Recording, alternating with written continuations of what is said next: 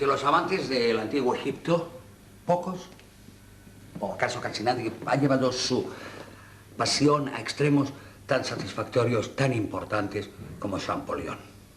Al descubrir, al descifrar el lenguaje de los jeroglíficos, Champollion convertía esta piedra en la llave que nos introducía definitivamente en una civilización largamente olvidada o, si acaso, incomprendida. Todos esos monumentos que hacían mudos en el desierto, que habían sido desde la época de los griegos motivo de especulación, motivo de duda, atribuidos a magias extrañas, atribuidos muchas veces a fórmulas completas, incluso demoníacas, todo eso se volvía, gracias al desciframiento de Champollion, en un mundo que éramos capaces de resucitar casi paso a paso, porque es verdad que los egipcios en sus monumentos dejaron escritos todo el mensaje de una civilización. Las relaciones de Champollion con esta piedra y con las tres formas de escultura en ella expresadas son el tema del presente capítulo. Un capítulo que más que una descripción, más que una narración, pudiera ser un homenaje al genio precursor de este hombre. Es curioso que este genio se desarrolle en la ciudad de Grenoble, de donde fue oriundo un ilustre novelista que siempre nos ha fascinado, Stendhal. Stendhal se inventó una nacionalidad italiana, concretamente se hacía llamar milanés.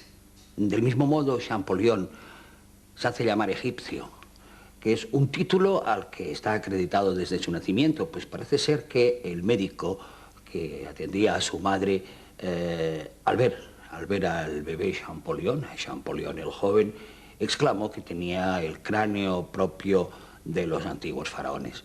Por supuesto, estamos en el terreno de la leyenda, esa leyenda que acompaña siempre a los grandes hombres y más aún a los hombres que han sido capaces de utilizar esa llave a que no nos hemos referido antes, la llave que abre un mundo para el futuro. Champollion nos abrió un mundo para el pasado, como he dicho, pero ese pasado era todo lo que en los próximos 100 años nuestro mundo sabría del mundo antiguo. Un juego del tiempo sobre el tiempo, emprendido por un joven que a los 10 años ya hablaba varias lenguas orientales y tenía la mirada fija en un país que, no siendo el suyo, era el que le pertenecería para siempre.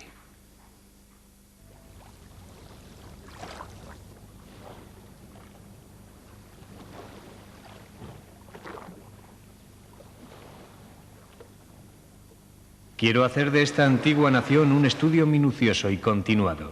El entusiasmo que la descripción de sus enormes monumentos me ha procurado va a acrecentarse con las nuevas nociones que adquiriré. De entre todos los pueblos que yo más amo, os confesaré que ninguno mueve de mi corazón a los egipcios.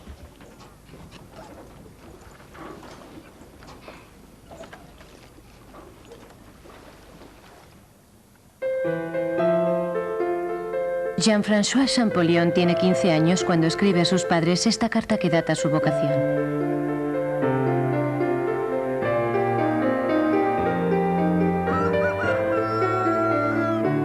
Nacido en Figeac en 1790, Jean-François fue educado por su hermano Jacques-Joseph, 12 años mayor, que será el primero en adivinar el genio del niño. Le hace venir cerca de él, a Grenoble, y hace de la educación de su hermano la mayor ocupación de su vida. El joven se revela ante toda enseñanza tradicional, pero su curiosidad por las lenguas orientales no tiene límites. Arden deseos de aprender todas las escrituras necesarias para alguien destinado a hacer un estudio particular de los orientales, y muy rápidamente conoce el griego, el hebreo y sus dialectos, el árabe, el copto, el arameo y el siriaco.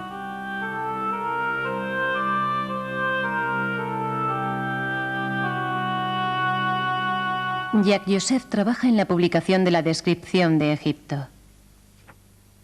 Gracias a él, Jean-François descubre antes que nadie las miles de páginas del famoso libro encargado por Bonaparte, que establecía un cuadro completo del Egipto antiguo y moderno. Para el adolescente fue la confirmación de aquello que presentía. Su decisión está tomada.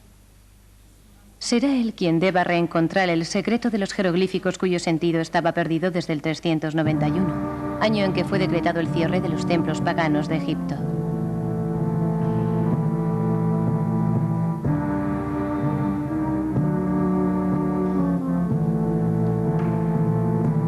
En Filé, sobre un muro del templo de Isis, un escriba ha grabado la última inscripción jeroglífica conocida. Yo soy Nesmet Akom, el escriba de la casa de los escritos de Isis. Yo he ejecutado el trabajo de Mandulis para la eternidad porque es benévolo conmigo. Después las piedras se enmudecieron. En 1821, Champollion se instala en París, calle Mazarin, al lado del Instituto de Francia, en el que Jacques Joseph es el ayudante del señor Dacier, el perpetuo secretario de la Academia. Desde esta época, el hermano mayor se hace llamar Champollion Figeac para dejar a su joven hermano la gloria pura del solo nombre de Champollion.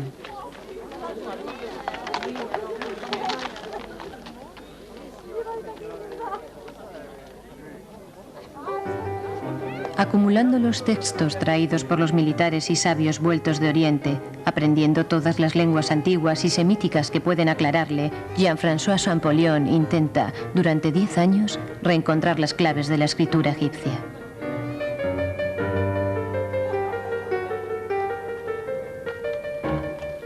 Se consagra día y noche a sus trabajos, que acabarán el 14 de septiembre de 1822 con la revelación del secreto de los jeroglíficos. La leyenda cuenta que se precipitó en el despacho de su hermano y, habiendo gritado "lo tengo", se desmayó y quedó inconsciente durante un largo rato. La primera etapa en el desciframiento de los jeroglíficos fue el descubrimiento de un ahora célebre monumento al que llamamos la Piedra Rosetta.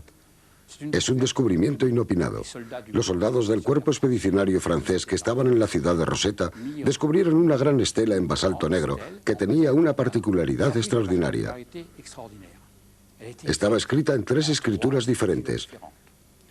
En lo alto estaba escrita en escritura jeroglífica.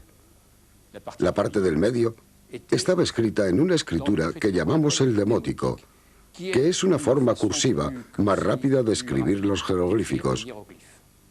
Y la tercera parte, en el bajo, estaba escrita en griego. Entonces, ¿por qué este descubrimiento era interesante? Pues es porque leemos el griego, leíamos el griego, comprendíamos el texto griego.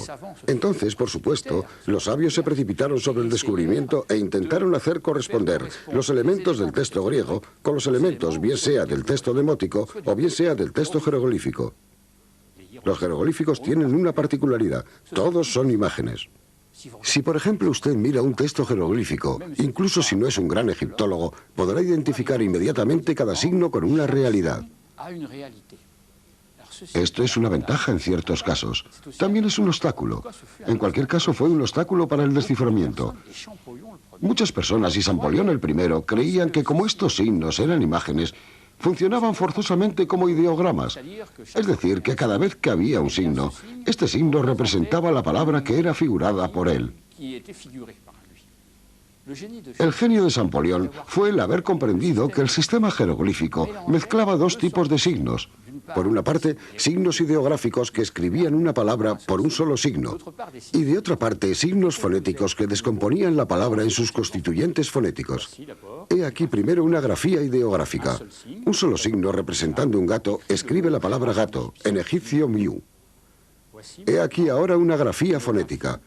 Está compuesta por 3 signos que escriben cada uno una de las letras de la palabra miu. He aquí por fin una grafía fonética, pero que tiene una particularidad. Está terminada por un signo que llamamos un determinativo. Representa una piel de bestia e indica simplemente que la palabra que escribe anteriormente entra dentro de la categoría de los animales.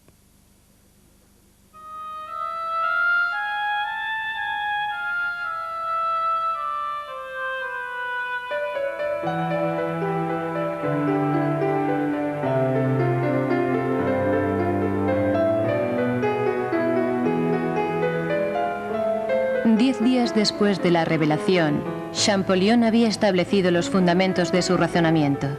Y el 22 de septiembre de 1822, lee públicamente ante la Academia de Inscripciones y Bellas Letras la Carta al Señor Dachier, que constituye el acto de nacimiento oficial de la egiptología.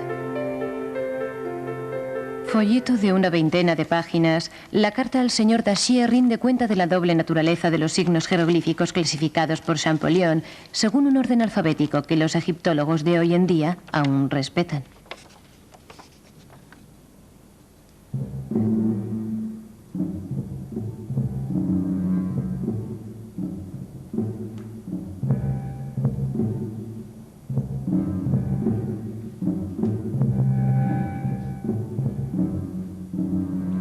El estallido del descubrimiento desencadena la envidia de los orientalistas que trabajan en el mismo terreno. El inglés Thomas Young contestará durante mucho tiempo al egiptólogo francés la anterioridad de la victoria.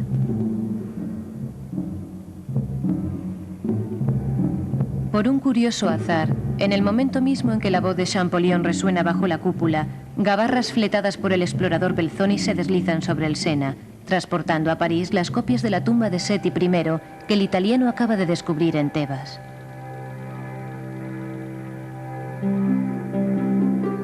Champollion se embarca por fin hacia Egipto. El 18 de agosto de 1828 descubre su tierra prometida. He llegado a esta tierra de Egipto, tras de la que suspiraba desde hace tanto tiempo. Hasta aquí ella me ha tratado como una madre tierna y conservaré, según parece, la buena salud que traigo. He podido beber agua fresca a discreción y este agua es el agua del Nilo.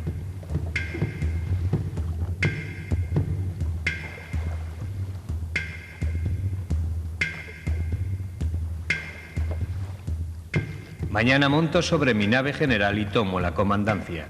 He organizado mi mundo, regulado las ocupaciones de cada uno a bordo y distribuido los cargos y las funciones. Es un pequeño gobierno muy bien combinado, yendo por orden del día al que cada uno obedece, ya que todo concurre por el bien general. Todo irá bien. Compuesto por 14 miembros, arquitectos y dibujantes, entre los que se encuentran Néstor Lut, Duchenne, Hipólito Rossellini y Alessandro Ricci, la misión franco-toscana está aquí representada ante las ruinas de Tebas. Pintado algunos años más tarde por Giuseppe Angelelli, en recuerdo de este grandioso equipo, este cuadro pone en escena a los compañeros de la expedición reunidos alrededor de Champollion, vestido a lo egipcio.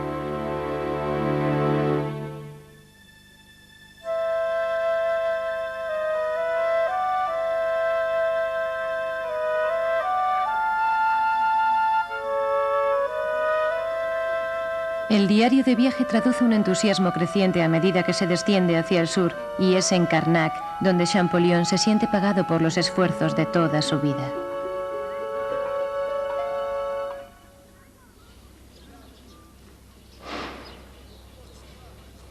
Aquí se me ha aparecido toda la magnificencia faraónica, todo lo que los hombres han imaginado y ejecutado de más grande.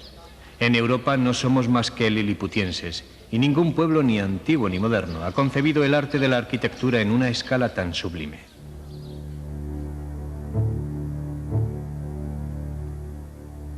La imaginación, que en Europa se arroja muy por encima de nuestros pórticos, se detiene y cae impotente a los pies de las 140 columnas de la sala hipóstila de Karnak.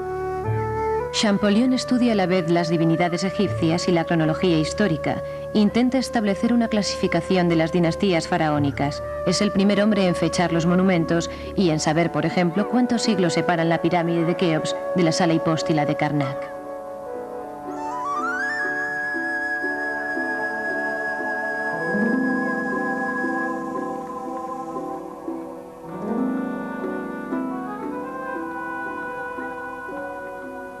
Anota las inscripciones esculpidas sobre las murallas, copia los bajorrelieves, multiplica los dibujos en acuarelas que restituyen los colores originales aún visibles en el interior de las tumbas y sobre los techos.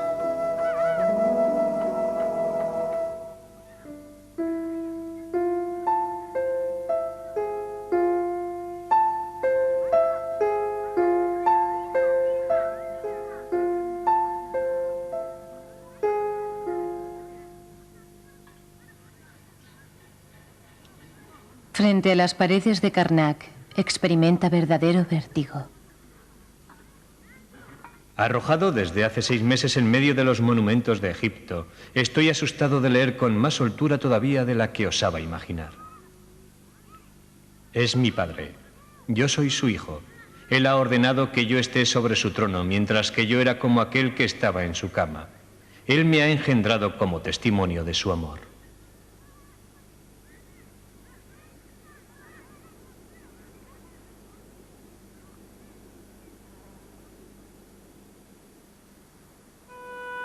Champollion se siente en Egipto como en casa y se orientaliza cada vez más. Es verdad que soy un hombre nuevo. Mi cabeza afeitada está cubierta de un turbante enorme. Estoy completamente vestido a lo turco. Un bello bigote cubre mi boca y una larga cimitarra pende de mi lado. Este traje es muy cálido y es justamente lo que conviene en Egipto. Sudamos a placer y aún así lo llevamos. Aclaro mi árabe y a fuerza de hablar en jerga no me tomarán más por un principiante. En marzo de 1829, la expedición franco-toscana se detiene sobre la orilla occidental de Tebas a fin de explorar el mundo de los muertos escondido en el corazón del Valle de los Reyes. Nuestra caravana compuesta de asnos y de sabios se ha establecido este mismo día. Y ocupamos el mejor alojamiento y el más magnífico que es posible encontrar en Egipto. Es el rey Ramsés IV quien nos da la hospitalidad, ya que todos habitamos su magnífica tumba.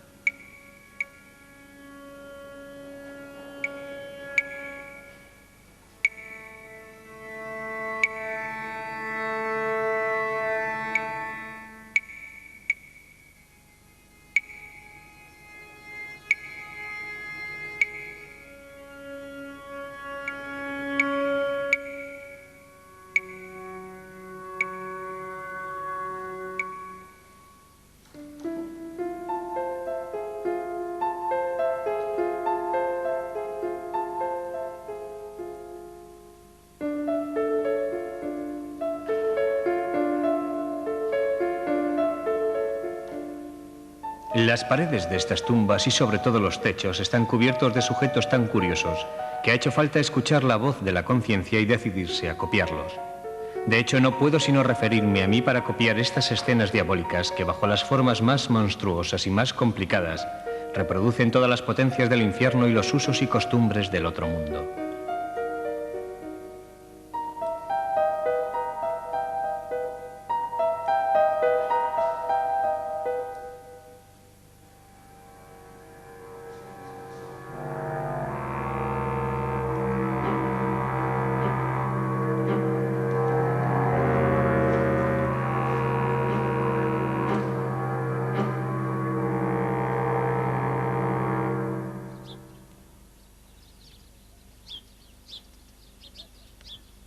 Champollion surca la orilla occidental del Nilo.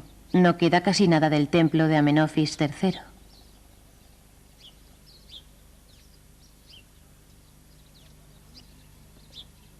Ante este inmenso campo de ruinas, el egiptólogo trata de imaginar el pasado.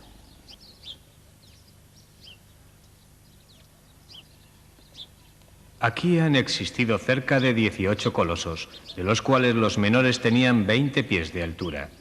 Todos estos monolitos de diversas materias han sido destruidos y encontramos sus enormes miembros dispersos aquí y allí, unos a nivel del suelo, otros en el fondo de excavaciones ejecutadas por los exploradores modernos.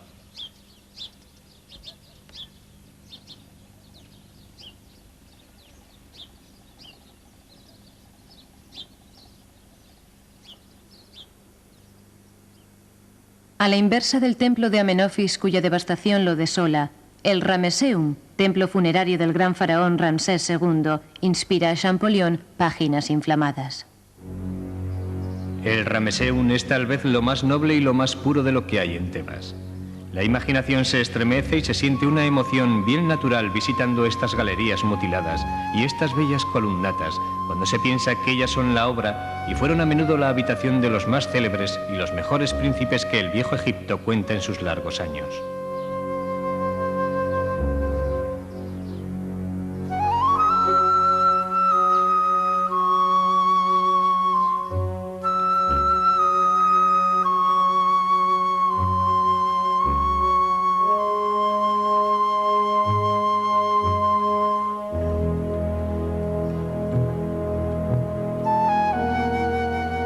Las inscripciones revelan a Champollion la función del monumento.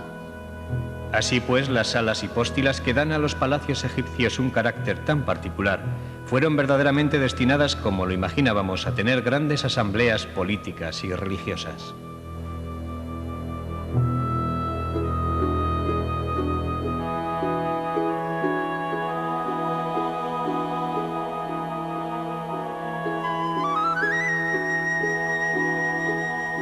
Sobre las paredes del templo, los dioses anuncian a Ramsés los favores con los que quieren colmarle. Son las fórmulas donadoras que Champollion fue el primer hombre en descifrar. Yo concedo que tu edificio sea tan duradero como el cielo. Yo te doy una larga serie de días para gobernar Egipto. Yo te otorgo la dominación sobre todas las regiones. Yo te entrego el sur y el norte, oriente y occidente. Te concedo una larga vida para gobernar el mundo.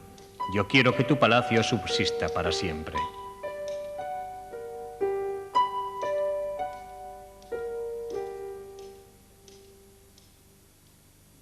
Jean-François Champollion se mata literalmente trabajando. Nadie puede detenerle en su búsqueda en absoluto.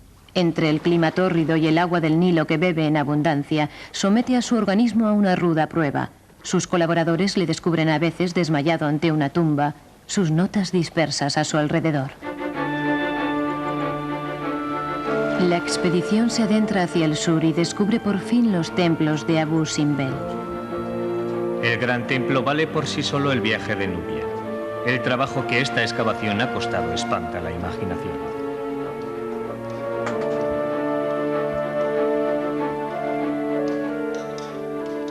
A riesgo de sus vidas, Champollion y sus compañeros escalan los colosos de Ramsés. La visita del santuario excavado en la montaña se manifiesta una empresa muy peligrosa. Fuimos a desescombrar la entrada a fin de asegurar el pequeño pasaje que habíamos practicado y tomamos todas las precauciones contra el corrimiento de esta arena infernal que en Egipto como en Nubia amenaza con engullírselo todo. Me desvestía casi por entero, no guardando más que mi pequeña camisa árabe y un calzón de tela, y me presentaba boca abajo en la pequeña abertura de una puerta que tendría menos de 26 pies de altura. Creí presentarme en la boca de un horno y deslizándome enteramente en el templo me encontraba en una atmósfera calentada a 52 grados. Recorrimos esta extraña excavación, Rossellini, Ricci y yo, y uno de nuestros árabes, teniendo cada uno una vela en la mano.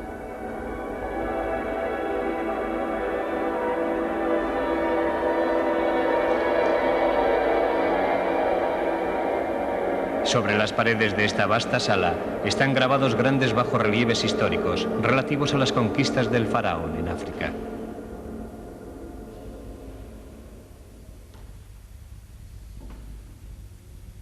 Podríamos dibujar los bajorrelieves históricos trabajando por cuadrillas de 4 para no gastar demasiado aire, 2 horas por la mañana, 2 horas por la tarde. Esta será una ruda campaña.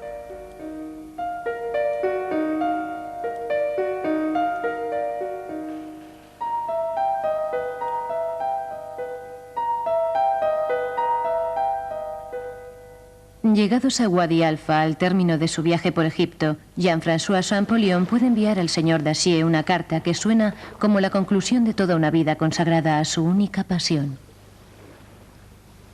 Tengo el derecho de anunciarle que no hay nada que modificar a nuestra carta sobre el alfabeto de los jeroglíficos. Nuestro alfabeto es bueno.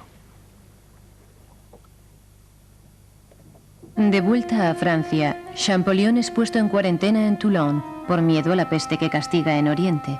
Su encarcelación en el lazareto se eterniza y al cabo de los meses su salud ya tan afectada se degrada cada vez más.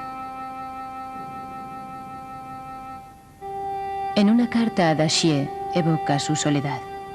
Llegado al país de las campanas, como dicen mis buenos amigos del desierto, ha hecho falta dejarme tratar como un apestoso y dejarme encerrado en un sucio y triste lazareto. Champollion tendrá aún tiempo de redactar su gramática, los principios sagrados de la escritura egipcia, el testamento de toda una vida.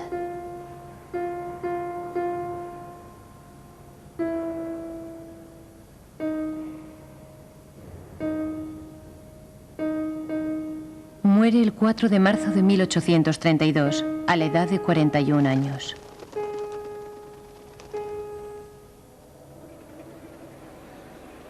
El 25 de octubre de 1836, 200.000 parisinos acuden a la Plaza de la Concordia para asistir a la erección del obelisco, ofrecido por el sultán de Egipto a Francia y cuya repatriación fue una de las grandes obsesiones de Champollion al final de su vida.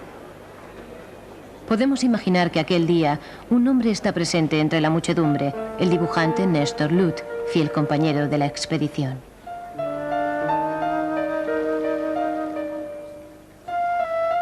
A petición de Jacques Joseph, que conserva con pasión la memoria de su hermano, Nestor Lut vuelve a marchar a Egipto y dibuja las últimas láminas que faltaban para la publicación del gran libro póstumo de Champollion, Los monumentos de Egipto y de Nubia. Con el corazón en un puño, Nestor Lut retoma el camino del Valle de los Reyes. Este valle donde para mí renacían tristes pero preciosos recuerdos, parece haber tomado un aire de abandono, un tinte de melancolía más austera, más profunda que nunca. He vivido en esa misma tumba de Ramsés IV donde 8 años antes había pasado 2 meses en compañía del ilustre y tan añorado Champollion.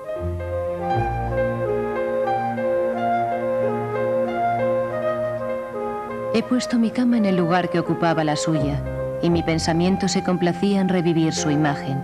¿Qué podía hacer sino evocar el genio que la ha inmortalizado?